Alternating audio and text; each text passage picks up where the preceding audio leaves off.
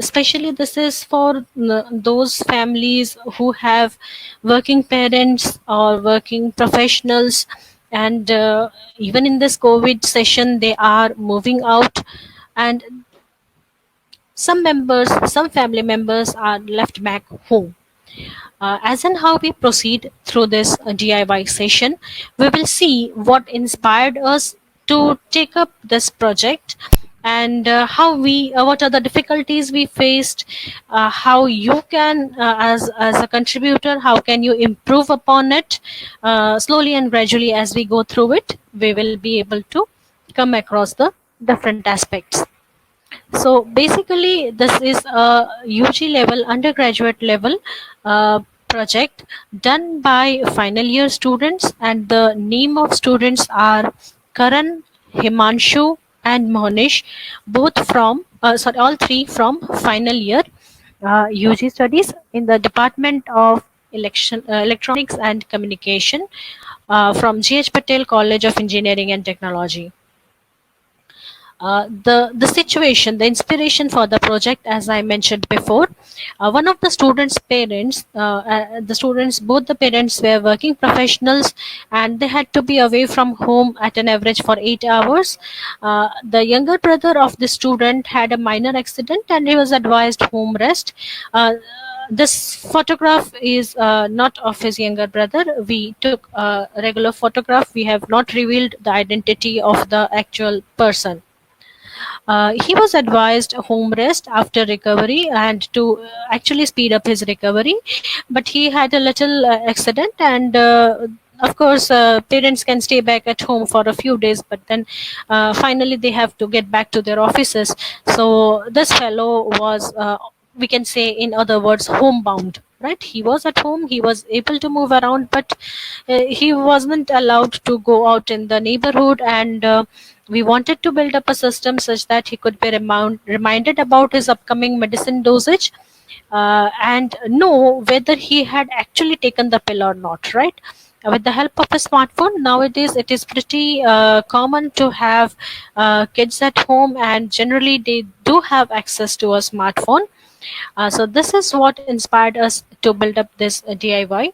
However, we further continued our work, and we completed a full system that analyzes four practical vital body parameters, that is temperature, then heartbeat, blood pressure, and we all tabulated this for a period of time at regular intervals, that is twice a day.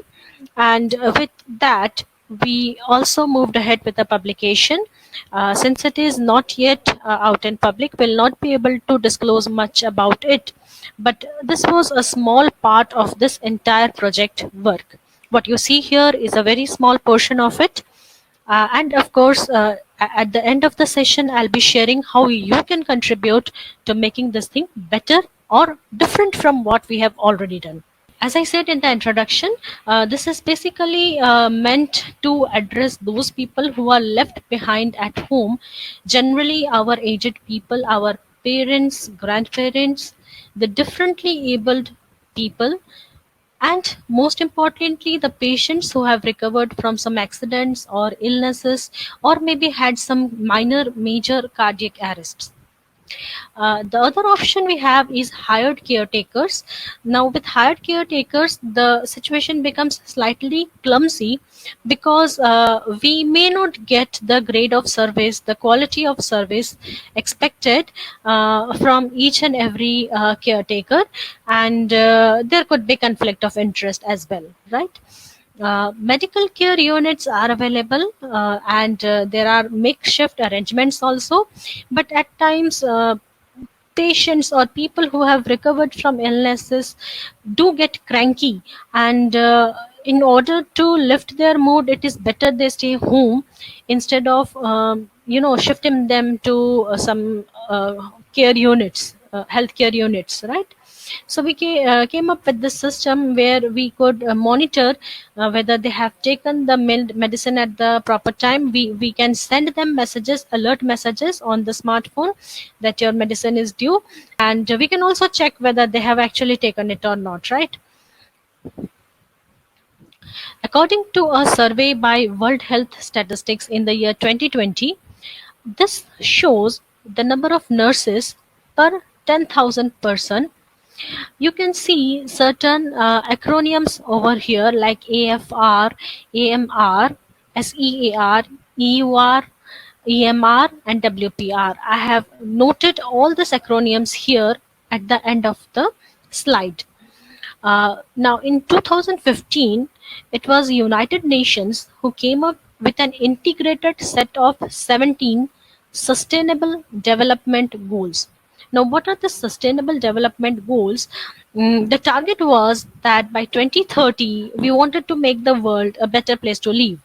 So 17 goals were shortlisted, and the groups were activated so that they could start working on them and try to achieve better results. Now, third on the list of these 17 goals is good health and well-being.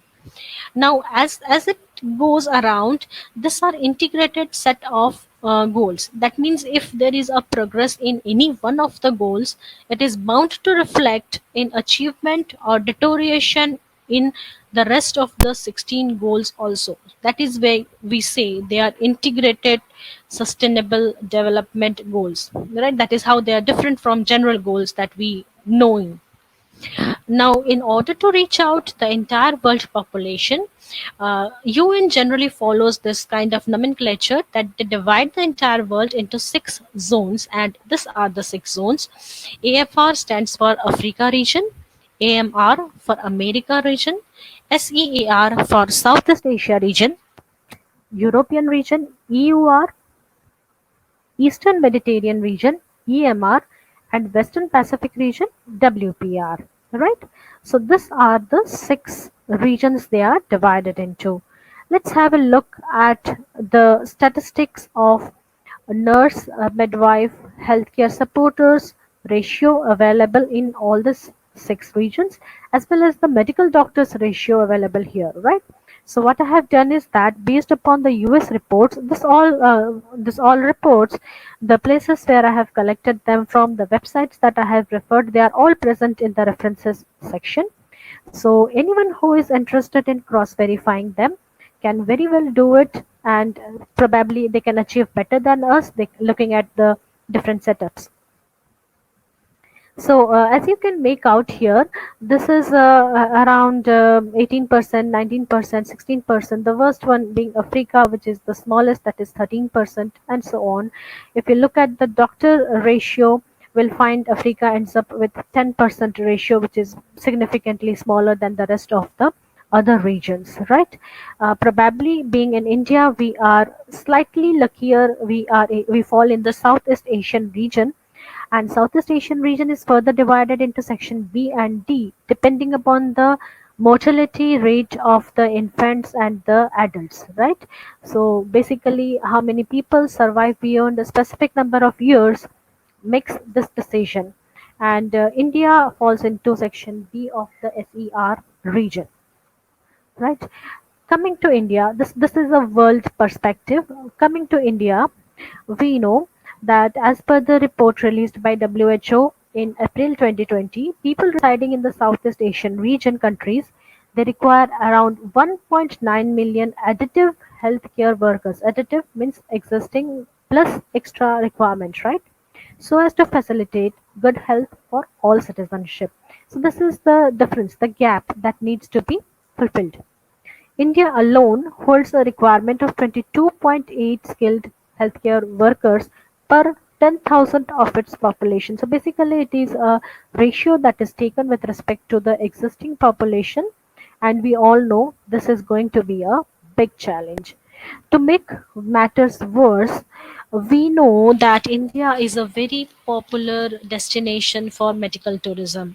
Now, what exactly is medical tourism? Medical tourism means people staying outside India prefer to come back to India to get themselves operated, surgeries being performed, or illnesses being attended to.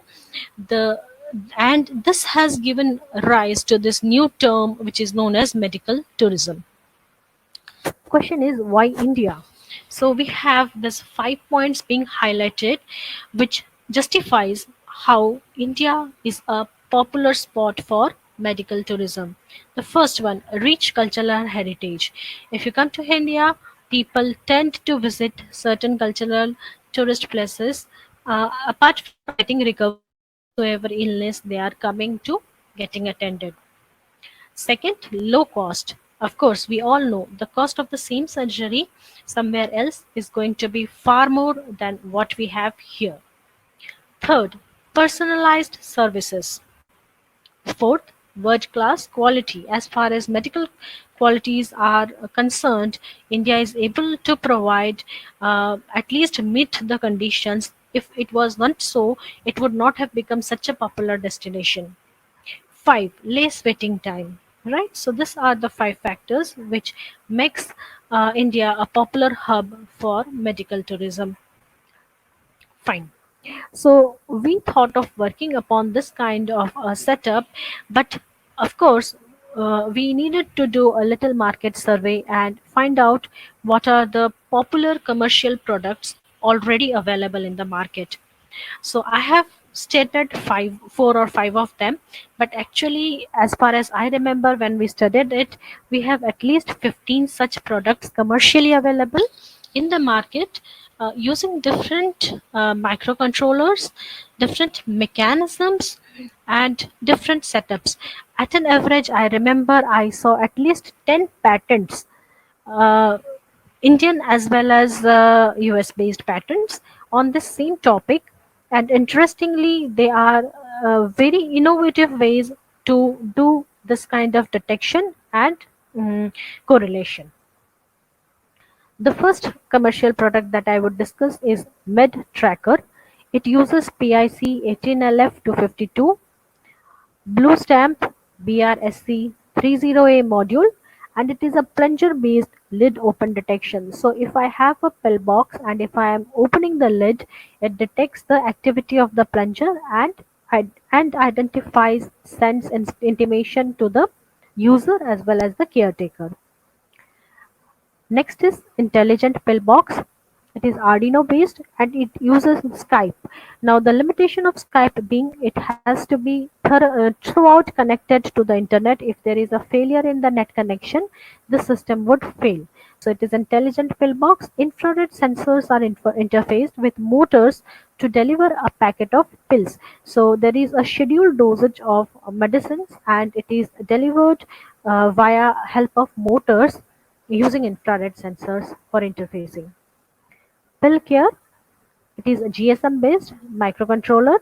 What is notable here is they used a position sensoring to detect the opening and the closing of the lid of the pill box. A lock using magnet and hall sensor. There is a extra provision for alarm and vibration. So in case your medicine is due, there will be an alarm ringing. So in the box itself, the box is kept at home. There will be an alarm ringing. There will be vibration motion and lights also to indicate that yes, it is time for you to have your medicine. The fourth one is totally without any internet connection. It was a smart pill box. The camera is placed on the inside of the box to scan the printed matrix barcode on the medicine bag. This was a manual process initiated by a set of researchers who tried to achieve identification of the pill box using a camera, but the thing is that this is going to be quite expensive because you have to put the camera, in case let us say you are going for 2 boxes, you need 2 sets of cameras, right? So that's going to cost you more. Even looking at the rest of the other setups, you will realize that each and every setup has got one or two drawback as well as some positive points as well. So based on the study of all this and many more, which some of which I have not quoted here, we decided we could probably come up with a cost effective solution, and that is how we decided to have our proposed setup, which has simple IR sensors. They are cost effective, very low in cost, they are robust, they won't decay so easily. Do you know Uno? Most of us are habituated to using it and it's very easy to interface. Node MCU, for a Wi-Fi interface capability, and a Blink app for IoT platform. Please note, Arduino and Blink both are open source devices and applications, so you need not pay anything for using them. Of course, purchasing Arduino in Uno is going to cost you, and this being a very common microcontroller, microprocessor, most of us are habituated to using it. This is the architecture model of the power supply module. So we have timed pillbox with IR sensors, a signal processing unit, a node MCU unit, and our database of the uh, patient. We also have a provision to have multiple number of caretakers if needed. Uh, SMS can be generated to reach multiple number of caretakers. If that is the requirement, if we could achieve that also. The primary setup, we initially started with a setup where we took a box and we kept a very big button at the out of the box, at the front of the pill box, and once the pill is taken you have to press that button, so that button would do the process of initiating SMS messages to the caretaker, as well as it will also generate the medicine taken alert. But the drawbacks were there. We basically wanted to address people who are not so healthy, suffering, or maybe having some limitations. So it's quite possible that someone may press one or the other button by mistake. And secondly, patients, elders often forget to press the button after they have consumed the medicine, but they forgot to press the button. So it gives a wrong triggering, a false triggering, which we wanted to avoid. So this was a primary setup that we tried to make. But due to this drawbacks, we decided we must improve upon our the setup. The improved setup. So what we did, we identified a box with slots like we are showing you here on the screen. We schedule the dosage of medicines and correlate it with the real-time clock present on the microprocessor microcontroller setup. Generate an alarm at the time of medicine intake. So a message will be generated, an alarm will be rung, a buzzer will be going on, right? So those two indications will give the patient an opportunity to realize that it is time for the person to have his or her medicine. We fix a set of IR sensors to each slot. Program the Arduino to detect the absence of pills using IR rays. Now we all know that IR sensors will give back different reflection if some object is present inside the box and if nothing is present inside the box. So we managed the threshold of the received wavelength in order to detect whether medicine is taken or medicine is still not taken. So this was a simple setup that we did. Of course, I understand students, if they are there in this community, there are other people, they'll have their own set of queries and will answer them. Uh, Probably some of them will be answered in the next 2-3 upcoming slides of mine. Presently, we are discussing our continued setup. So detection of medicine alert being generated. You can see there is the smartphone over here. It is kept very near, but even if you keep it far away, because it is now connected via node MCU, you can see that the alert is getting generated. So in this case, there are medicines like these are basically ICs, but this was a setup where we checked whether the IR is able to detect if the place is vacant or if there are medicines lying along the box. Okay, now this is what we had done. Coming to what you can do if you plan to work in this direction, what anything extra benefits you can add to it and make it better. So the first part, supposing you have multiple number of pills, then the very first thing that you can work upon is sense if all the pills are taken or few are still left out in the box itself. Okay, so a very wonderful operation that is possible in this case is using load cell or LDR. In case you come from an electronics background, you will probably have studied load cells and LDR, light dependent resistors, as a part of your course study, and they are very effective methods to detect the weight of the remaining medicines. So basically, we place them at the lower end of the box, and depending upon the weight of the medicines, we can find out whether the medicines are taken, all the medicines are taken, or some are remaining, or what is the situation. Now here I have shown you the image of a 1 milligram to 500 milligram load cell detector. So a weight as small as 1 milligram can also be detected. Of course, if you go for less smaller weight detection, the costing will go high. Okay. These are images taken from the net itself. References to all these images are available in the reference section. The second option, as I said, is light dependent resistor. We know for light dependent resistors that if light falls on it, resistance will be decreasing, and we can use this for our setup to identify more number of pills lying inside the box, or less number, or fully empty or full. So this is about the first thing, first option you can work upon to improve your system performing better than what we did. The second one, sense the opening and closing of the box using better techniques. We used simple IR setup, infrared LEDs and photodiode setup, but we have magnetic proximity sensors, which are, as per research study shows, magnetic proximity sensing is very successful in detecting this kind of activity. uh, Not only that, Hall sensors, which are again magnetic based, can also be used. I have shown here two cases. One is forward detection, the other one is sideways detection.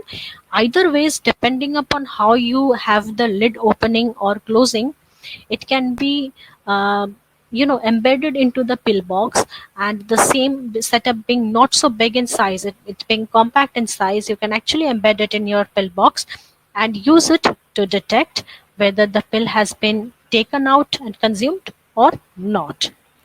As I said, I have used certain images and certain topics from the net, and these are the references I have used.